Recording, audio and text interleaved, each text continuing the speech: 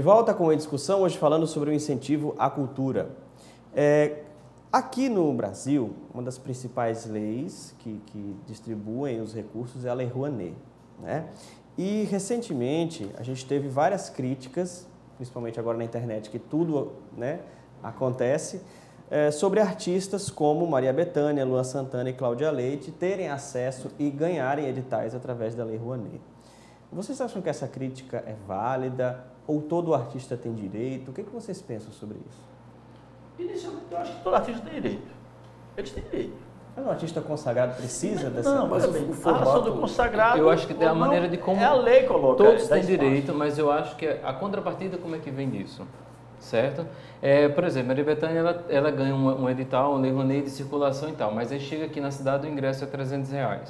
Então isso para mim é um absurdo. Recentemente a cantora Simone, ela circulou com o novo show dela, foi R$1. R$1. Porque ela já tinha um patrocínio. Outra coisa que eu acho que é fundamental, a lei tem uma característica. Praticamente quem escolhe o artista é a empresa que vai patrocinar. E ela vai sempre procurar um artista de maior visibilidade. Visibilidade, renome. Então esse é um dos gargalos, eu acho, que faz com que muitos artistas já renomados sejam contemplados e outros não. Sim.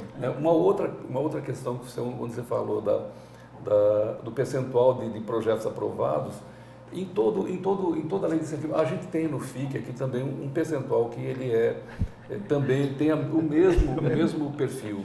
Por exemplo, você tem, no último edital, nós tivemos cerca de 50% dos projetos aprovados por João Pessoa, 30% Campina Grande e o Estado dividiu o resto. Então, deixa eu passar, inclusive, os números para o pessoal em casa poder acompanhar. Porque, segundo a Lei Rouanet de 2015, 66% dos projetos, que foram 5.400 projetos aprovados em 2015, foram para a região Sudeste, e o Nordeste só ficou com 9,1%. Aí entra, a gente não escreve projetos. Não, mas aí eu acho que aí entra numa parte que eu acho que, se tratando de João Pessoa aqui da Paraíba, a gente não tem uma formação de como funciona a Lei Rouanet. Né? Seja os grupos, seja os atores e tal. Não sabem por onde não começar. Não sabem por onde começar. E os empresários, pelo outro lado, têm medo disso. Nossa Senhora, vai tirar dinheiro do bolso. Porque os empresários não vão receber incentivo fiscal? Isso? Eles, em vez de pagar o imposto para o governo, ele vai dar esse dinheiro do imposto, vai dar para as companhias, para os grupos de teatro e tal, vai realizar. Os empresários daqui não acreditam. Já está na contabilidade. Então, assim, agora, eu acho que cabe, eu acho que aí é um trabalho, seja do governo estadual, municipal, o que for, de questionar isso, de trazer isso em discussão. Como? Convidando as empresas, convidando os contabilistas, mostrando como é que faz, convidando os grupos de teatro, os produtores, atores, olha, funciona desse jeito. Por quê? Aí vai ter mais projetos inscritos e aprovados pela Lei Rouanet. É o mesmo problema do Vale Cultura, que muitas empresas não quiseram aderir ao Vale Cultura porque ficaram meio perdidas. Meio perdidas. Agora é interessante, também, vê aquele vale do esporte, né? Sim, e que funciona muito bem. Funciona muito bem o Vale Esporte. Porque existe uma coisa aí a empresa quer mostrar o seu nome e isso dá nome. Porque quando eu falo estádio eu não vou de menos de 100 pessoas. Mas o teatro chega a 4 pessoas, como ele disse. Né? E como a gente sabe. Mas essa condição de ter o retorno na divulgação, uma simples divulgação, como ele disse, que faz tudo na produção, quem faz produção, coloca a contrapartida. Mas é essa coisa que a empresa quer saber. Quantas pessoas eu vou atingir com esse investimento?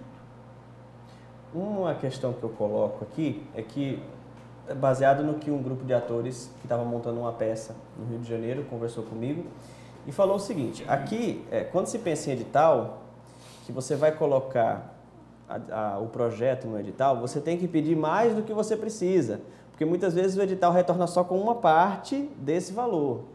Em contrapartida, as empresas que disponibilizam os editais já dizem também que já sabe que eles vão pedir mais, então a gente dá menos. Então, isso funciona assim desse jeito? Mas o problema é na prestação de contas, eu acho. Não, o que acontece? Vou te falar o seguinte, às vezes vem espetáculo para mim de fora para cá, e aí, por exemplo, a gente vai fazer, até vou comentar aqui também com o secretário, a gente vai apresentar no Teatro de Arena, como aconteceu. Eu tive um espetáculo infantil com 3 apresentações gratuitas. Aí no edital, a gente não coloca, por exemplo, o transporte entre a escola pública para o teatro. E de onde vão ter esse dinheiro? Então, por isso tem essa gordura, porque tem os imprevistos. Só que é um outro lado. Por que é que a Secretaria de Cultura, junto com a Secretaria de Educação, já não faz uma parceria automaticamente de levar os alunos para lá? Porque o governo tem mais estrutura do que a gente. Ele deu um exemplo cabal de alguns dos nossos problemas, planejamento, né? Porque se tu vai fazer alguma coisa com escola pública, por exemplo, logicamente você tem que prever uma despesa de deslocamento ou então esse serviço, a prestação desse serviço, né? Então isso não pode ficar na gordura, né? Se você tem uma previsão de fazer um trabalho com escolas, você tem que prever isso, prever esse gasto. Mas pela lei, seja no edital, seja ele for, você não pode colocar isso. Então aí já é um outro já é um erro, entendeu? Colocar. Quando você abre o edital... Não, eu entendo. Como produtor, se eu sei se eu vou fazer esse espetáculo, eu já tenho que antecipar com o secretário de Educação para fazer esse transporte que eu estou pagando. Eu e o produtor. Sim. Aí teria, porque eu entendo esse planejamento. Claro que eu tenho trabalho... Não, tem que ter, mas eu estou falando assim... Não, mas eu estou falando assim, o edital quando é lançado, você pode ver assim, não tem assim, por exemplo, que eu possa colocar transporte para as escolas públicas, tal. Não é permitido. Entendeu? Eu digo isso porque assim, lá no Rio eu fiz muita circulação com o espetáculo e era assim, vou falar do município, ele te dava uma verba para montar o espetáculo, você ficava em cartaz no teatro, o valor do ingresso era bem baratinho, em troca eu tinha 6 apresentações para fazer em teatros dentro do município, que é bem afastado, como o Rio é muito grande e tal. Só que a contrapartida é para as escolas. Eu não poderia colocar o transporte. Então, como é que eu ia levar a escola?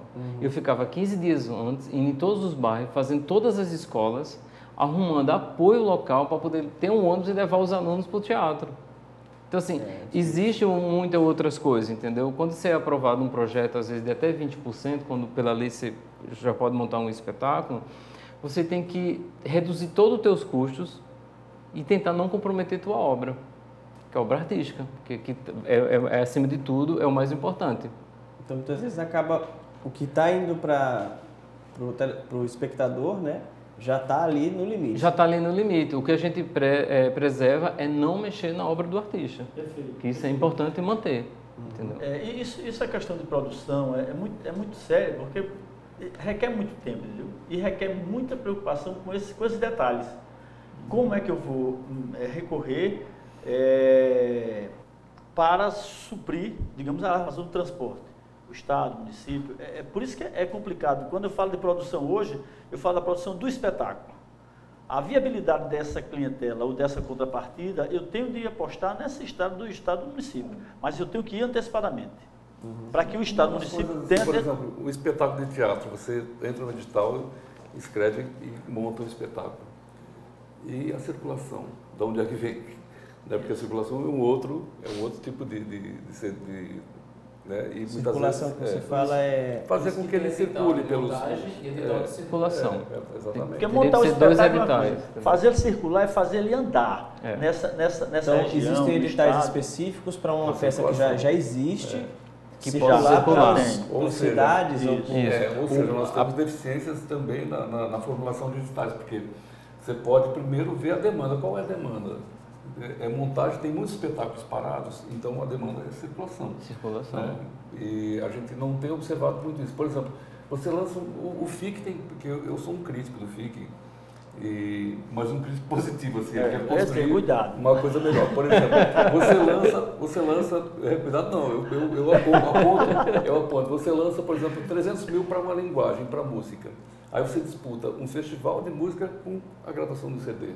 Do CD, tu tem CD de 10 mil, de 20 mil e de 50 mil. Perfeito. Como assim?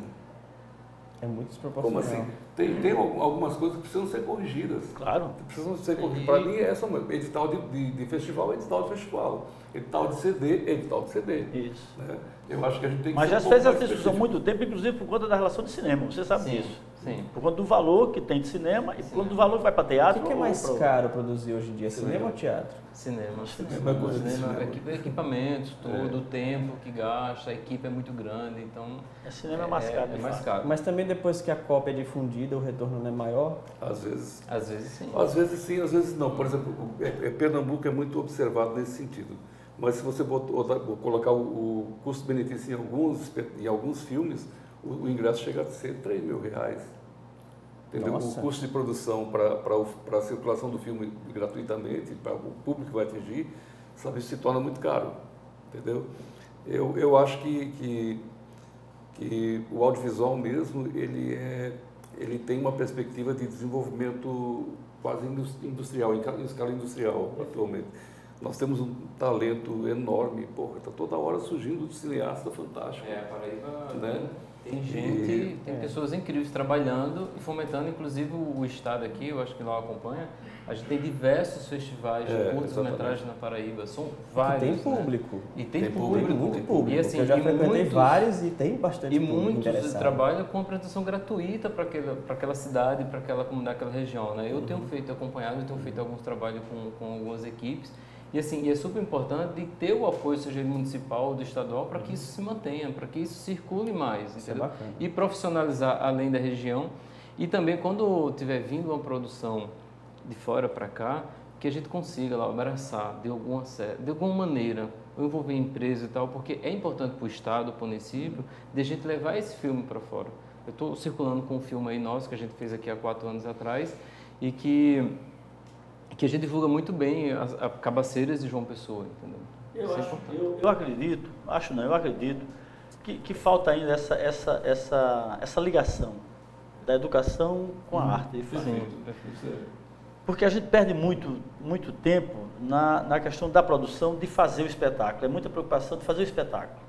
Mas essa plateia, ela tem que vir de forma educada. Por isso que eu aposto nas escolas. Sabe?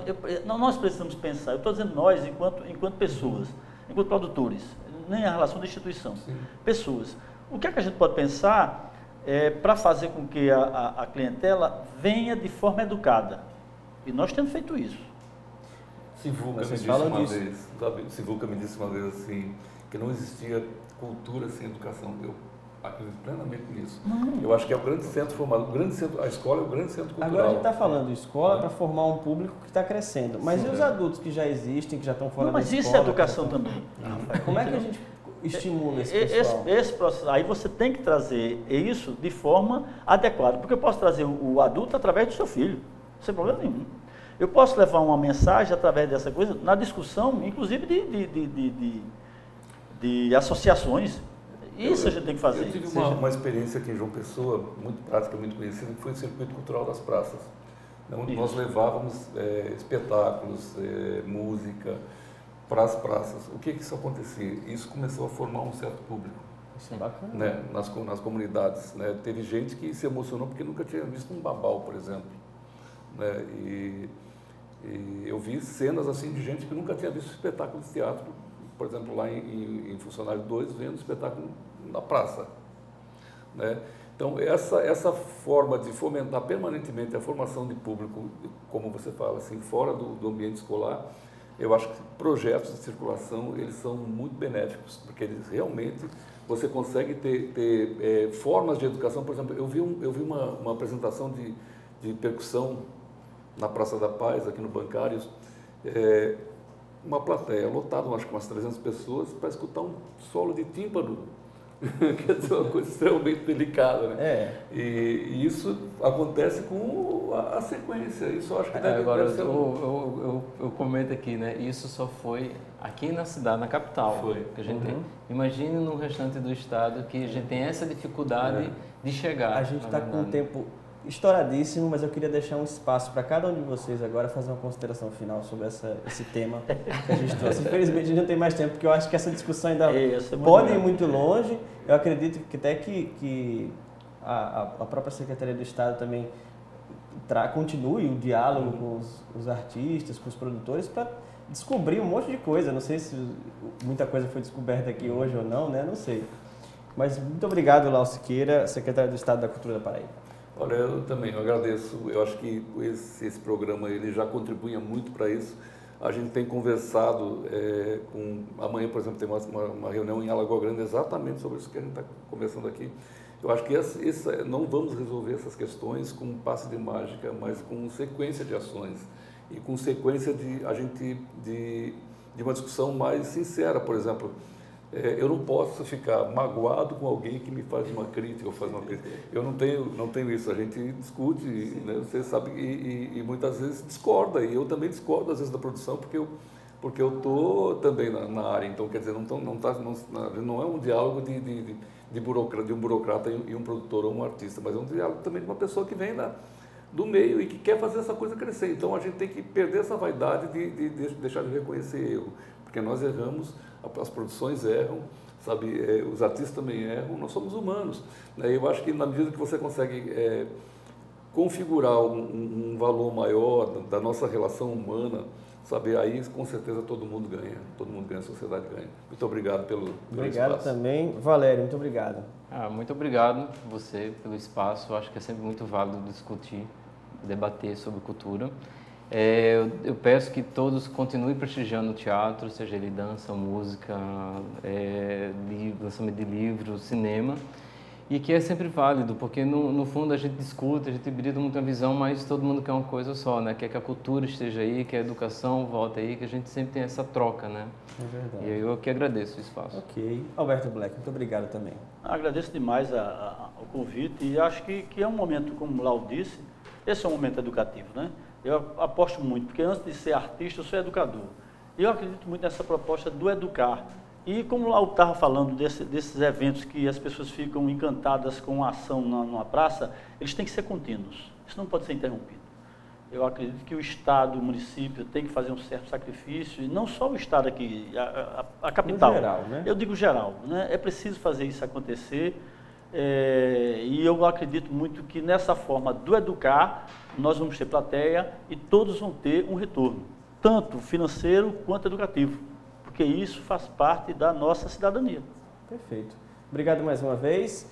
E a discussão teve que acabar por aqui, mas ela pode continuar aí do outro lado da telinha. É só levar esses argumentos que você ouviu durante o programa para discutir na escola, na faculdade, nas rodas de conversa, e nunca deixe de se informar, viu? Sempre com qualidade.